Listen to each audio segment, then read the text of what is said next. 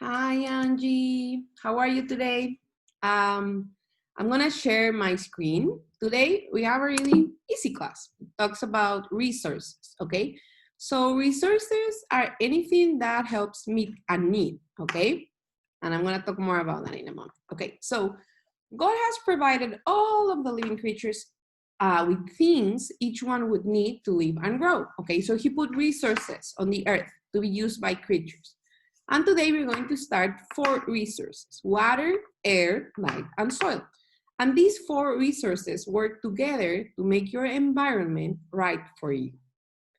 For the vocabulary today, we have nutrient, which is a nourishing substance. It's something that it's, for example, in this case, in soil, okay? And it helps the plants grow well, okay? And then oxygen, oxygen it's a gas that it's in the air and that animals and people breathe, okay? And it's really important to have oxygen because without it, you would be dead. Resource, it's any supply that will meet a need. And in this case, for example, natural resources are vegetation, animals, minerals, water, soil, air, okay? And then vapor. Vapor means moisture in the air. Okay, so we're gonna start with water. Okay, as you know, all living things need water. Um, you use water to drink, of course, and you need it to be alive, but it affects more areas than just drinking water, okay? Because water changes the weather. Um, so water changes the temperatures of areas around it. Water warms up and cools down very slowly, different from land. Land loses and gains heat really fast, okay? So land changes its temperature more often than water.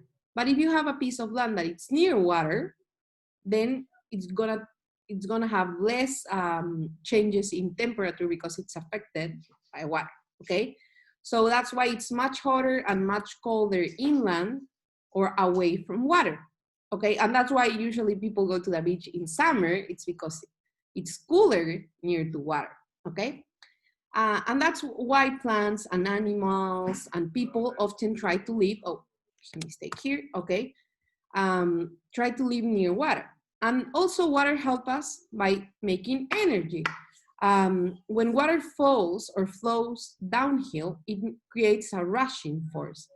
And people make dams, represas, in Spanish. It means like a really, really big pool that it's holding water in a place, and then in a moment they let it flow, and that creates a lot of energy, okay?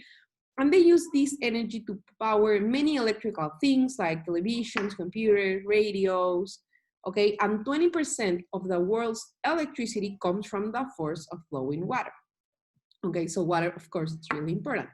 Then we have air. All living creatures need air. It is made up of mostly 2 gases, nitrogen and oxygen. Nitrogen makes up most of the air, 78%, and oxygen makes up about 20%. And the rest of air is made up of other gases like carbon dioxide and also water vapor. Water vapor, it's water, but in a gas state, it's gas. It's like what happens when you drink hot tea and you have like steam coming up. In the Earth's air, water vapor comes from the bodies of water, like oceans and rivers and lakes.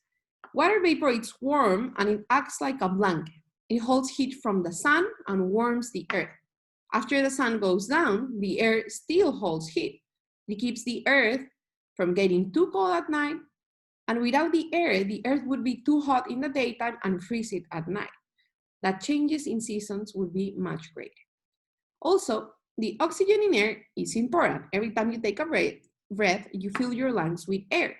Oxygen in the air is passed from lungs to cells in your blood. Without air, you wouldn't be able to breathe in oxygen and you wouldn't be alive.